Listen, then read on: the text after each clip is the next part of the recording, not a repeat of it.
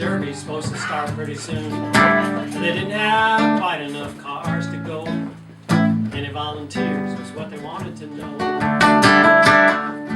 If I made the right decision, only time will tell. That's when I determined to start old Nell. She'd been sitting out back 15 years. Last I knew, she had 2 good gears. Demolition Derby is a real good time. Last one moving makes the top on the line. And don't take any money or too much for brains. Cheating the junkyard and all for land.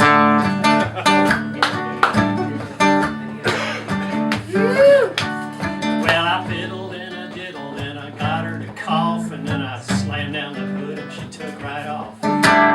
Couldn't believe how sweet she purred as I worked her back and forth between first and third.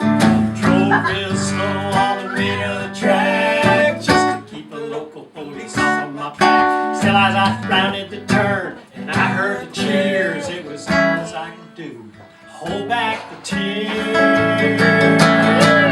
Well, they lined us up and they rang the bell on 15 minutes of a raging hell. They were smashing and bashing and gasping for air till every auto body out there was beyond repair. Demolition Derby is a real good time. Last one moving makes the top of the line. It don't take any money or too much for brains.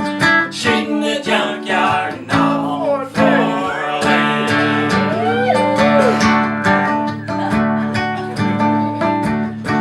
Well, me and Sal were steaming, had a prize to catch, but in Sally O'Malley we met our match.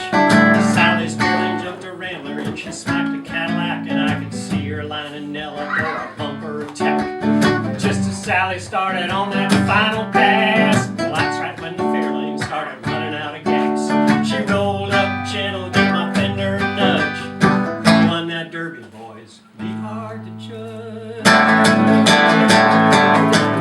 Now me and Sally are married with twins. Not bad for a couple of Derby might-have-beens. Still, every time I hear that bell, my eyes get teary and I think of old Nell. Oh, Demolition Derby is a real good time. Last one moving makes the top of the line. It don't take any money or too much for brains. We're dreaming the junkyard.